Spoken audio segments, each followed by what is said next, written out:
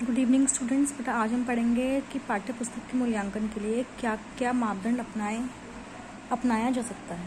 ठीक है, तो मूल्यांकन मतलब किस प्रकार से होता है, हमको आज ये पढ़ना है। तो यहाँ पे बहुत सारे पॉइंट्स यहाँ पे दिए गए हैं, करीब 10 पॉइंट्स हैं। देखते हैं क्या लिखते हैं इसमें। तो पहला क्या है, पाठ्य पुस्तक के मूल्यांकन के लिए मापदंड कौन कौन हो सकते हैं। पहला है प्रकाशन सामग्री, पुस्तक का नाम, लेखक या लेखकगण, पृष्ठों की संख्या, पुस्तक का मूल्य और कॉपीराइट की तिथि। ये 6 पॉइंट आप पहले भी पढ़ चुके हैं। ठीक है, ये सब इवन आप पहले पढ़ चुके हैं। संख्यात्मक वर्ग क्रम में हम 1 से 5 तक उसको डिवाइड करते हैं। अगर 1 है तो बिल्कुल निकृष्ट, 2 है तो निकृष्ट, 3 है तो सामान्य है, 4 तो अच्छा या 5 तो बहुत अच्छा। मतलब वो जो हम रैंकिंग करते हैं ना किसी ऐप पर या किसी चीज़ रैंकिंग करते हैं, तो रैंकिंग वाला सिस्टम है ये। पुस्तक के यांत्रिक तत्व कि पुस्तक का आकार और साज सज्जा कैसी है, जिल्द, सुंदरता, छपाई, कागज, पुस्तक की चौड़ाई। संगठन में आपका आता है पाठों का संगठन, पाठों का तर्क सम्मत विभाजन, क्रमबद्धता, मौलिक एकता, पाठों की संबद्धता, सारांश। प्रस्तुतिकरण में आपका आता है कि भाई शैली, भाषा, स्थूलता, निष्पक्षता, प्रायोगिक शब्दावली, आधुनिक और पूर्ण। उदाहरण में आपका आता है शुद्धता, वस्तुनिष्ठता, गुणात्मकता, उपयुक्तता, अनुपात, आर्थिक जीवन से संबंध और स्पष्टता।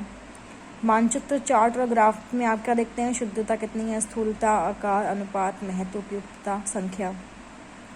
अभ्यास प्रश्न की अगर बात करें तो इसमें आते हैं आपके पाठ्य वस्तु संबंध, उनकी व्यापकता, शिक्षक और छात्रों की दृष्टि से उपयोगिता, उनकी प्रेरणात्मक शक्ति, उनका व्यवस्थापन, उनकी वस्तुनिष्ठता, उनकी विश्वसनीयता।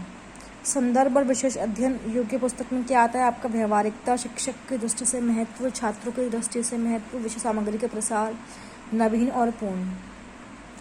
परिशिष्ट, अनुक्रमणिका, व्यवस्थापन, विषय वस्तु, व्यवहारिकता, पूर्णता और उसका महत्व। ये कुछ 10 पॉइंट हैं जिनके आधार पर मूल्यांकन किया जाता है किसी भी पाठ्य पुस्तक का। ठीक है, किसी भी पाठ्य पुस्तक को अंक देने के लिए या अच्छी या बुरी में या सामान्य में उसको विभाजित करने के लिए हम इन 10 पॉइंट्स को देखते हैं। अगला पॉइंट क्या है, पाठ्य पुस्तक का मूल्यांकन और उसके सुधार हेतु सुझाव। तो इसमें एक ही क्वेश्चन है, एक लास्ट क्वेश्चन है कि पाठ्य पुस्तक के मूल्यांकन और उसके आधार हेतु कुछ महत्वपूर्ण सुझावों पर प्रकाश डालिए। यहाँ पे कह रहे हैं कि हम देखते हैं कि भारत के अधिकतर अध्यापक या विद्यार्थी पाठ्य पुस्तक को एक बहुत सरल साधन मानते हैं। उनके विचार से सभी पक्ष अपने आप स्पष्ट होते हैं। ये अनुभव और ट्रेनिंग के बिना ही इसका पूरा लाभ उठा सकते हैं, लेकिन ये धारणा गलत है। एक्चुअल में क्या होता है कि पाठ्य पुस्तक एक इकाई होने के कारण एक जटिल वस्तु बन जाती है और बड़ी सूझबूझ के साथ ही इसका कुशलता के बाद ही इसका इस्तेमाल होता है और तभी इसका लाभ भी हम ले सकते हैं। इसमें विस्तृत व्याख्या की गई हो और बालक उन बातों का भी अभ्यास ना करे, क्योंकि बालक अपना अधिकतम समय पाठ्य पुस्तक में ही लगाते हैं। अतः अध्यापक को ये देखना होगा कि वह इसका इस्तेमाल जो है वो सही ढंग से कर पाए और वो जानते हो कि इसका इस्तेमाल किस प्रकार से करना है। अच्छा हो कि अध्यापक कभी कभी स्वयं पाठ्य पुस्तक के समुचित प्रयोग का बच्चों को एक डेमो दिखा दे, अब बालक उसका अनुसरण करें। तो यहाँ पे कुछ सुझाव है, वही सुझाव जो पहले भी हम पढ़ चुके हैं। पहला है विषय सामग्री की क्रमबद्धता की जांच, कि विषय सामग्री की हम क्रमबद्धता ध्यान से एक बार देख लें। विषय सूची का परिचय दे दें, प्रत्येक इकाई की तैयारी बच्चों को करा दें, वाद विवाद, कहानी कथन, लेखाजोत सबका। अध्याय के अंत में जो प्रश्नोत्तर दिए जाते हैं उनका बच्चों को अभ्यास कराएं। अब कुछ सामाजिक अध्ययन की पाठ्य पुस्तक का चयन करते में कुछ बातों पर ध्यान देना जरूरी है। पहला है पाठ्य पुस्तक जो है वो बाल केंद्रित हो, सुंदर चित्र, मानचित्र, तालिका उसमें बनाई गई हो। ठीक है, प्रत्येक पाठ के अंत में उपयोगी अभ्यास और परीक्षा पद्धति के अनुसार प्रश्न दिए गए हैं। ये वही बातें हैं जो आप 4-5 क्वेश्चन पे लगातार पढ़ते हुए आ रहे हो। पाठ्य पुस्तक में टाइम सुधार किए जाएं, स्थिरता पर आधारित हो, तथ्य उसके अंदर हो, अच्छी विधियों पर आधारित हो, अवांछित सामग्री ना हो, आवरण मजबूत और आकर्षक हो। लाभ क्या है अच्छी पुस्तक के, कि अच्छी पाठ्य पुस्तक छात्रों की विषय वस्तु की आवश्यकताओं को पूरा करती है, छात्रों के अध्ययन कौशल का विकास होता है, उपयुक्त जानकारी मिलती है, सामग्री के प्रयोग का लाभ उठा सकते हैं बच्चे। अच्छे पाठ्य पुस्तक में से शिक्षकों के लिए, निर्देशक छात्रों के लिए अभ्यास कार्य होते हैं। पाठ्य पुस्तक में विषय और उपविषय को आवश्यकता अनुसार विस्तृत और संकुचित किया जा सकता है। पुस्तक में सभी शिक्षण विधियों का इस्तेमाल हो सकता है। ठीक है, उसके बाद कुछ सुझाव में सुधार के लिए। तो पहला क्या है कि पाठ्य पुस्तक के गुण सुधार के लिए पाठ्य पुस्तकों का उत्पादन राज्य द्वारा होना चाहिए। दूसरा कि पाठ्य पुस्तक के राजकीय उत्पादन का उद्देश्य मुनाफाखोरी नहीं होना चाहिए, वरन राजकीय उत्पादन का एकमात्र उद्देश्य श्रेष्ठ पुस्तक की रचना और न्यूनतम लागत पर उन्हें बालकों को उपलब्ध करवाना है। पुस्तक लेखन के कार्य के लिए प्रत्येक संभव क्षेत्र को प्रोत्साहित किया जाए। अध्यापकों को पाठ्य पुस्तक लिखने के लिए विशेष रूप से प्रोत्साहित करना चाहिए। प्रत्येक विषय के पुस्तक के लिए कम से कम 3 या 4 पुस्तकें निर्धारित होनी चाहिए और स्कूल के लिए उनमें से सबसे अधिक पुस्तक का चयन होना चाहिए। पाठ्य पुस्तक और शिक्षण सामग्री के उत्पादन को राज्य के शिक्षा विभाग के निकट संपर्क में करने वाली एक पृथक संस्था की स्थापना होनी चाहिए। पुस्तकों को लिखने के लिए सरकार उदारता के साथ पारिश्रमिक प्रदान करे, जिससे योग्य और श्रेष्ठ लेखक आकर्षित हो। देश में उपलब्ध विद्वान की सहायता से राष्ट्रीय शैक्षिक अनुसंधान और परीक्षण परिषद पाठ्य पुस्तक का उत्पादन राष्ट्रीय स्तर पर करे। इन पुस्तकों का निर्माण राज्य सरकारों के लिए होगा, वे इनके अनुसार आवश्यकता अनुसार परिवर्तन भी इसमें कर सकते हैं। अब इसके 3 पहलू हैं। पहला है शैक्षिक पहलू, तैयार संबंधी पहलू और वितरण संबंधी पहलू। शैक्षिक में आपका आता है पाठ्य पुस्तकों की तैयारी, परीक्षण और मूल्यांकन। तैयारी में आपका आता है मुद्रक और प्रकाशन की सभी बातें। वितरण में आपका आता है संग्रहण और बिक्री आदि इसमें शामिल। अगला टॉपिक क्या है कि जो कोठारी आयोग था उसने कौन कौन से सुझाव दिए। तो पहला उसने क्या कहा था कि राष्ट्रीय स्तर पर कार्यक्रम किया जाए, देश में सर्वोत्तम प्रतिभाओं को संगठित करना। मतलब स्कूल और विश्वविद्यालय के लेवल पर आवश्यक पाठ्यपुस्तकों के निर्माण के लिए देश के सर्वोत्तम प्रतिभाओं को एकत्रित करना जरूरी है। स्कूल स्तर पर शिक्षा अनुसंधान और परीक्षण परिषद एनसीईआरटी द्वारा अपनाए गए सिद्धांतों के अनुसार अनुसरण करना चाहिए। राष्ट्रीय स्तर पर पुस्तकों को उत्पादन से स्वीकृत राष्ट्रीय स्तर को व्यवहारिक रूप से कार्यान्वित करने से सुविधा होगी। इससे पुस्तकों के मूल्य कम करने में भी सहायता मिलेगी, पुस्तकों का स्तर भी ऊंचा होगा और राष्ट्रीयता के विकास में भी हेल्प मिलेगी। दूसरा, पाठ्य पुस्तक के लिए स्वायत्त संगठन, मतलब एक जो है संस्था स्थापित करनी चाहिए पाठ्य पुस्तक के लिए। छोटी समितियों की स्थापना, की समिति जो है वो छोटी हो। उसके बाद क्या है, प्रांतीय स्तर पर कार्यक्रम कौन से हो। तो प्रांतीय स्तर पर विशेषज्ञ विभाग होना चाहिए, प्रांतीय शिक्षा विभाग खोला जाए, विद्यार्थियों के सहकारी स्टोर बनाए जाएं, प्रांतीय स्तर पर स्वायत्त संस्था होनी चाहिए, पाठ्यपुस्तक में निरंतर सुधार भी होना चाहिए और पुस्तकों का बहुमुखी चुनाव बहुत ज़रूरी है। नेक्स्ट है पारिश्रमिक की उदार नीतियां भी बनाई जानी चाहिए, बिना लाभ हानि का आधार, मतलब आधार बनाते वक्त हमें लाभ होगा या हानि होगा इसका नहीं सोचना चाहिए, बस विद्यार्थियों तक अच्छी पाठ्यपुस्तक पहुंचनी चाहिए। हस्तलिखित प्रतियों की स्वीकृति, मतलब जो हाथ से लिखी गई प्रतियां हैं उनको स्वीकार करना चाहिए। व्यावसायिक स्वीकृति होनी चाहिए। अध्यापक मार्गदर्शिकाओं का निर्माण हो, मतलब अध्यापक के लिए जो हेल्पफुल चीज़ें हों वो दी जानी चाहिए। पाठ्यपुस्तक उत्पादन के तत्व कौन कौन से होते हैं, पहला शैक्षिक तत्व, उत्पादन तत्व और फिर वितरण तत्व। ठीक है, अकेडमिक के अंदर में आपका वही वाले पॉइंट जो पढ़े हमने, तैयारी आती है, परीक्षण और मूल्यांकन आता है। उसके बाद आपका जो दूसरा पॉइंट है उत्पादन में, उसमें आपका मुद्रक और प्रकाशन की बातें आती हैं और वितरण में आपके किस प्रकार से बिक्री करने, संग्रहण कैसे करना है, वो वाली चीज़ें आती हैं। ये आपका चैप्टर खत्म हो जाता है। नेक्स्ट चैप्टर हम आज ही स्टार्ट कर देंगे, तो एक क्वेश्चन तो कम से कम कर ही लेंगे। ये चैप्टर आपका खत्म हो गया, इसके बारे में अच्छे से पढ़ लेंगे। जो अगला आपका चैप्टर है वो है कक्षा कक्ष संपादन और मूल्यांकन। कक्षा कक्ष में किस तरह संपादन और उसका मूल्यांकन होना चाहिए। तो पहला है खोज करने के तरीके कौन कौन से हैं, वेज ऑफ कंडक्टिंग इंक्वायरीज। तो पहले आपके आते हैं खोज विधि, इंक्वायरी विधि। इसमें क्या है कि खोज विधि से आप क्या समझते हैं, पर्यावरण अध्ययन में इस विधि की उपयोगिता और इसके गुणों और अवगुणों का उल्लेख करना है आपको।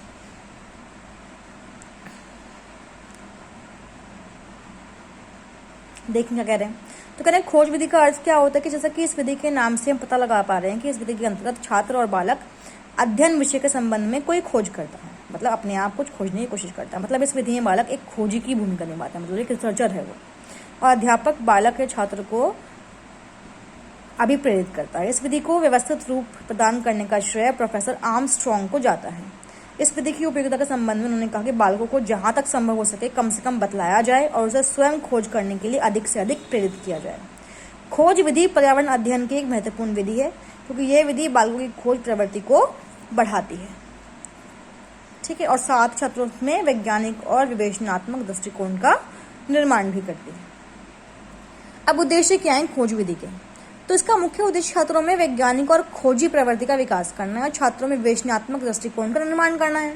खोज विधि के उद्देश्यों के संबंध में रामबरन नामक शिक्षाविद का मानना है कि इस विधि का उद्देश्य केवल छात्रों को तथ्य का ज्ञान प्रदान करना ही नहीं है, बल्कि इस विधि के द्वारा छात्रों को इस बात की जानकारी प्रदान करने का प्रयास करना है कि वे तथ्यों का ज्ञान किस प्रकार से प्राप्त कर सकते हैं और तथ्य को नियमबद्ध किस प्रकार से वो कर सकते हैं और इसका उपयोग किस प्रकार से उन्हें करना है। अब कुछ सोपान या पद भी हैं इसके। पहला कि छात्रों को विभिन्न प्रकार के वस्तुओं और तथ्यों को निरीक्षण के अवसर देना, छात्रों से तथ्य इकट्ठे करवाना, छात्रों द्वारा किए गए निरीक्षण और तथ्यों के आधार पर तुलना करवाना, तथ्य परख पर देना, छात्रों से प्राप्त तथ्यों का सामान्यीकरण करवाना और अंत में उन्हें लिखित रूप प्रदान करना। ये कुछ सोपान है इस खोज विधि के। आगे बढ़ते हैं कि पर्यावरण अध्ययन में खोज विधि की उपयोगिता क्या है। 5 इसके महत्वपूर्ण उपयोगिताएं हैं। पहला है कि छात्रों के द्वारा पाठ्य पुस्तक के साथ साथ अन्य प्रकार की विषय संबंधी पाठ्य सामग्री का अध्ययन करना। छात्रों के द्वारा अनेक प्रकार के ऐतिहासिक, सांस्कृतिक, प्राकृतिक और औद्योगिक स्थानों का निरीक्षण करना और साथ में उनका विवरण लिखना। छात्रों के द्वारा प्रदर्शनियों में जाकर विभिन्न प्रकार की वस्तुओं और प्रक्रियाओं का निरीक्षण या अवलोकन करना। छात्रों के द्वारा विभिन्न वस्तुओं, टिकटों और सिक्कों आदि का अवलोकन करना और उनका विवरण लिखना। बच्चों या छात्रों से मौलिक और वास्तविक रिकॉर्ड तैयार करवाना। ये 5 जो हैं इसके उपयोगिताएं हैं। अब अध्यापक की भूमिका क्या है इस विधि के अंदर? तो अध्यापक में खुद में खोज दृष्टिकोण या प्रवृत्ति होनी चाहिए। पहला पॉइंट, छात्रों के प्रति अध्यापक का दृष्टिकोण सकारात्मक और सहानुभूतिपूर्ण होना चाहिए। इस विधि की सफलता बहुत कुछ अध्यापक और छात्रों के धैर्य पर निर्भर करती है।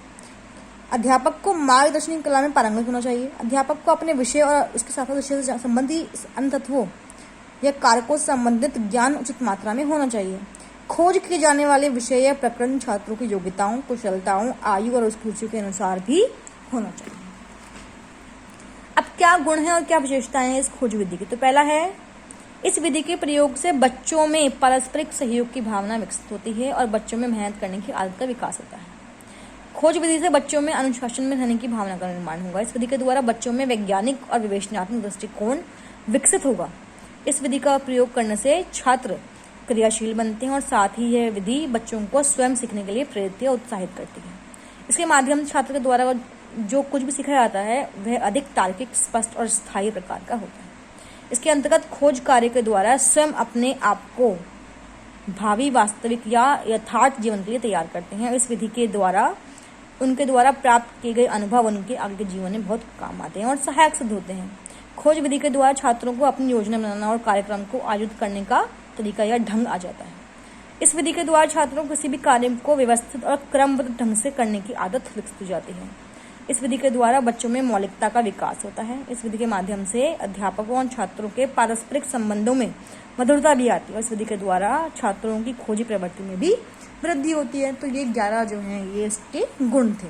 अब क्या सीमाएं हैं और क्या दोष हैं? 5 सीमाएं दी गई हैं यहाँ पे कि विद्यालयों के अंतर्गत छात्रों की संख्या अधिक होने के कारण इस विधि को सामान्य परिस्थितियों में लागू करना अथवा अपनाना संभव नहीं हो पाता। खोज विधि को कार्य रूप देने के लिए बहुत अधिक समय की जरूरत होती है। इसके कारण छात्रों का पाठ्यक्रम अधूरा हो जाता है। यह विधि छोटी और प्रारंभिक कक्षाओं के लिए उपयुक्त नहीं, क्योंकि उनका बौद्धिक या मानसिक विकास पूरी तरह नहीं हो पाता है। इस विधि के अंतर्गत अध्यापकों और साथ साथ छात्रों से अत्यधिक आशा की जाती है, जो कि उचित नहीं है। इस विधि के समुचित ढंग से प्रयोग करने के लिए आवश्यक उपयुक्त प्रकार की अनुदेशनात्मक सामग्री का पर्याय अभाव या कमी रहती है। ठीक है, तो ये आपकी खत्म हो जाती है खोज विधि। नेक्स्ट है क्वेश्चन की खोज या अन्वेषणात्मक विधि किसे कहते हैं? इस विधि की प्रक्रिया या गुणों एवं अगुणों की विवेचना करनी है। ठीक है, देखते हैं क्या कहते हैं इसके अंदर। एक क्वेश्चन और करेंगे, बस ये वाला है, उसके बाद फिर हम कल क्लास लेंगे। कहना कि यह विचार नया नहीं है कि इसे लंदन के प्रोफेसर H.E. आर्मस्ट्रॉन्ग ने सबसे पहले दिया था। वे प्रयोगशाला के विशिष्ट प्रशिक्षण, अनुसंधानात्मक प्रशिक्षण के मुख्य समर्थक थे। उनका विचार था कि मौलिक अनुसंधान और खोज ही विज्ञान का वास्तविक उद्देश्य है, ताकि वे अपने लिए स्वयं विज्ञान सिद्धांतों की खोज कर सके। ह्यूरिस्टिक शब्द जो है ह्यूरिस्को से लिया गया। इसका मतलब क्या है? खोज करना। ह्यूरिस्टिक का मतलब क्या होता है कि खोज करना। प्रोफेसर आर्मस्ट्रॉन्ग ने इसकी परिभाषा इन शब्दों में दी कि शिक्षण की अनुसंधानात्मक विधियां ऐसी हैं जिसमें जहां तक संभव हो सके विद्यार्थियों में को अनुसंधानकर्ता के रूप में बनना पड़ता है। ये ऐसी विधियां हैं जिनमें विद्यार्थियों को केवल मात्र बताया जाता है, इसमें वे खोज खुद करते हैं। इस प्रणाली के अनुसार विद्यार्थियों को अपनी विज्ञान शिक्षा अनुसंधानकर्ता के रूप में और उनकी भावना के साथ प्राप्त करनी चाहिए, क्योंकि विज्ञान ऐसा विषय नहीं जिसके संबंध में बताया जाए। यह व्यवहारिक है और कार्य द्वारा सीखने ही इसका उचित विधि है। प्रोफेसर कहते हैं कि काम करने में विश्वास रखते थे। प्रोफेसर आर्मस्ट्रॉन्ग जो है वो काम करने में ट्रस्ट करते थे। किए जा रहे काम के निरीक्षण में उन्हें कोई विश्वास नहीं था। अतः इस दृष्टिकोण से यह विधि प्रदर्शन विधि के बिल्कुल उल्टी है, विपरीत है। प्रक्रिया क्या है इसकी? कि इस विधि के अनुसार प्रत्येक विद्यार्थी को निर्देशों का एक पृष्ठ दिया जाता है, मतलब इंस्ट्रक्शंस आम बच्चे को दी जाती हैं और उसे हाथ में की गई समस्या से संबंधित प्रयोग करने को कहा जाता है। विद्यार्थी उन निर्देशों के अनुसार प्रयोग करता है। कभी कभी वह अध्यापक से कुछ पूछ भी सकता है। कुछ लोगों का विचार है कि विद्यार्थियों को कुछ नहीं बताना चाहिए, वह निर्देशों के अनुसार सब कुछ अपने आप करे। लेकिन कभी कभी ऐसी स्थितियां आ जाती हैं जहां अध्यापक द्वारा थोड़ा सा मार्गदर्शन संकेत बहुत ही लाभदायक सिद्ध होता है। विद्यार्थी निर्देशों के अनुसार काम करते हैं, प्रयोग संपन्न करते हैं और अपनी कॉपियों में इसको रिकॉर्ड करते हैं। वे प्राप्त निष्कर्ष और प्रस्तुत समस्या पर अनेक प्रभावों को भी लिख लेते हैं। समस्याओं के चुनाव के संबंध में कुछ विद्यार्थियों का विचार है कि जहां तक संभव हो सके समस्याएं भी विद्यार्थियों द्वारा सुलझाई जानी चाहिए। यदि समस्याएं विद्यार्थियों पर थोपी जाएंगी तो वह उनमें रुचि नहीं ले सकेंगे, क्योंकि इस विधि में प्राप्ति की अपेक्षा क्रिया और सिद्धांत की अपेक्षा अन्वेषण की मांग सबसे अधिक होती है। ठीक है, अब क्या है प्रणाली और प्रशिक्षण। तो इस विधि के अन्य मुख्य समर्थक वेस्टावे के अनुसार अन्वेषणात्मक विधि अनिवार्य रूप से कार्य विधि में प्रशिक्षण प्रदान करती है। इसमें ज्ञान को दूसरे स्थान पर रखा जाता है। ठीक है भाई, यह विधि निर्णयात्मक है, सूचनात्मक नहीं। यदि यह प्रशिक्षण अच्छे प्रकार से दिया जाए तो इसमें परिश्रम और अन्वेषण की आदतों का निर्माण हो सकता है और वृद्धि और स्वतंत्र चिंतन को उत्साहित किया जा सकता है। यह विद्यार्थियों के प्रयोगात्मक प्रमाण की प्रकृति के विचार को स्पष्ट रूप से अवगत करती है। वैसे विद्यार्थी यह भी सीख जाता है कि अपने आप किए गए प्रयोगों द्वारा भी प्रश्न के उत्तर प्राप्त हो सकते हैं। कहने कि भाई जब इस विधि पर अधिक बल दिया जाए कि विद्यार्थी खुद समस्या ढूंढने की कोशिश करे और स्वयं ही उससे संबंधित सच्चाई को ढूंढ निकाले, तो वह स्वाभाविक है कि विद्यार्थी का भावी जीवन के लिए विकसित प्रशिक्षण प्राप्त होगा। लेकिन इससे प्राप्त ज्ञान की मात्रा बहुत कम होती है, क्योंकि छोटे लड़कों को अनुसंधानकर्ता का रूप देने से ये लंबी और धीमी प्रक्रिया बन जाती है। बच्चा है, बच्चा अपने अनुसार, अपनी सुविधा के अनुसार अपने काम को करेगा। इसके अलावा इस प्रणाली विद्यार्थियों में वैज्ञानिक अनुसंधान और दृष्टिकोण को वास्तविक रूप से सुविधापूर्वक विकसित कर सकते हैं। इसके द्वारा अपने परिश्रम और निरीक्षण की आदतों का निर्माण होगा और उसके बुद्धिपूर्ण और मौलिक चिंतन को प्रोत्साहन मिलेगा, जो वयस्क जीवन में भी उपयोगी सिद्ध हो सकता है। इससे विद्यार्थियों में प्रयोगात्मक प्रमाण की प्रकृति की स्पष्ट धारणा का निर्माण होता है। ठीक है भाई, करें ये मेरी केवल राय ही नहीं बल्कि दृढ़ विश्वास है। प्रोफेसर आर्मस्ट्रांग ने लिखा था ये कि ये मेरी केवल राय नहीं बल्कि दृढ़ विश्वास है कि जो धीरे धीरे मुझ में बल प्रकटता गया और पिछले कई वर्षों के वास्तविक परीक्षण के निरीक्षण से ये निष्कर्ष रूप से सिद्ध हो चुका है कि विज्ञान की शिक्षा आरंभ करने वाले को अनिवार्य रूप से वास्तविक अनुसंधानकर्ता के रूप में लेना चाहिए। जिन्होंने भी इस व्यवहारिक प्रसंग का उचित अध्ययन किया है उन सभी की यही राय है कि छोटे छोटे बच्चों से इस प्रकार का व्यवहार करने से उन्हें बहुत आनंद मिलता है। यदि उन्हें कहा गया कि उन्हें युवक जासूसों की टोली के समान कार्य करना है तो वे बहुत खुश हो जाते हैं। भाई बच्चों से अगर आप कुछ कहोगे तो कॉमन सी बात है, अगर ये आप खुद अपनी डेली लाइफ में देखते हो, अगर बच्चों को कोई जिम्मेदारी दो, उनसे कहोगे भी आपको एक खोज निकालना है, तो बच्चे बड़े खुश होते हैं, बड़े उत्साह के साथ उसमें जुट जाते हैं। अब क्या क्या लाभ हैं इसके, तो पहला है कार्य द्वारा सीखने के सिद्धांत पर आधारित है। मतलब ये जो नियम है ये बच्चों को करने के लिए प्रेरित करता है, कुछ काम करने के लिए प्रेरित करता है। वैज्ञानिक दृष्टिकोण का विकास, कि बच्चे में जो वैज्ञानिक दृष्टिकोण है उसका विकास हो जाता है। परिश्रम की आदत, बच्चा मेहनत करने लगता है। गृह कार्य से छुटकारा, भाई जो होमवर्क होते हैं बच्चों को वो नहीं मिलते हैं, बच्चे को उससे छूट मिल जाती है। वैज्ञानिक प्रणाली में प्रशिक्षण, कि वैज्ञानिक जो प्रणाली बच्चा उसके अंदर पारंगत होता है। आत्मनिर्भरता, बच्चा खुद पे डिपेंड होने लगता है। व्यक्तिगत ध्यान, बच्चा जो है अपने कार्य पर खुद ध्यान देने लगता है। अध्यापक विद्यार्थी संबंध, कि इससे अध्यापक और विद्यार्थी के बीच के जो संबंध है वो मधुर हो जाते हैं और ज्ञान की प्राप्ति बच्चे को नो डाउट होती है। अब क्या कमियां या दोष हैं? पहला कि गति बहुत धीमी है इसकी। अनुसंधान विधि पर बल ज़्यादा देता है, ह्यूरिस्टिक अप्रोच जो है उस पर ज़्यादा डिपेंड है, ये फोकस्ड है। प्रयोगात्मक कार्य पर बल है कि बच्चा करके ही, लेबोरेटरी वर्क करके ही कुछ सीखेगा। छोटे बच्चों के लिए अनुपयोगी, छोटे बच्चे जो है वो इसमें अपना योगदान नहीं प्रदान कर सकते हैं। आदर्श अध्यापक, कि भाई ऐसे अध्यापक नहीं है जो बच्चे को अच्छे से निर्देश दे पाए। पुस्तक नहीं अवेलेबल है इस चीज़ के लिए। खर्चीली विधि है, इसमें जो है खर्चा ज़्यादा होता है। समस्याओं का क्रम, कि समस्या का निर्धारण करना कोई आसान काम नहीं होता है, इसमें कौशल और प्रशिक्षण की जरूरत होती है। और आधुनिक आविष्कार, क्योंकि विद्यार्थियों को सब कुछ अपनी क्रियाओं का सीखना होता है, इसलिए आधुनिक वैज्ञानिक आविष्कारों को रोमांच की अवहेलना करते हैं। ठीक है भाई, तो इससे जो भी निष्कर्ष निकलता है वो क्या निकलता है कि यह विधि प्राथमिक कक्षाओं में लागू तो नहीं कर सकते हैं, फिर भी इसे सेकेंडरी, विशेषकर सीनियर सेकेंडरी कक्षाओं में सफलतापूर्वक लागू हम कर सकते हैं। लेकिन कुछ इसमें भी कुछ बाधाएं पड़ेंगी, जैसे प्रतिभाशाली अध्यापक का अभाव, सुसज्जित प्रयोगशालाएं, पुस्तकालय का अभाव। ठीक है भाई, तो ये इसकी कुछ ये निष्कर्ष निकला हमने इस जो ये में पढ़ा है। तो 2 टॉपिक हमने करे हैं अभी किस पे, इंक्वायरी मेथड्स के। ठीक है, कल हम जो पढ़ेंगे वो पढ़ेंगे हम ऑब्जर्वेशन के बारे में, निरीक्षण या फिर अवलोकन के बारे में कल हम पढ़ेंगे। जो 4 टॉपिक आज हमने करे हैं, तो 3 टॉपिक करे हैं मूल्यांकन चैप्टर का, और अभी जो हमने 2 टॉपिक करे हैं ये दोनों ही इंक्वायरी मेथड के हैं। ठीक है, ये आप कर लीजिएगा, बाकी जो चीज़ें हैं वो हम कल स्टार्ट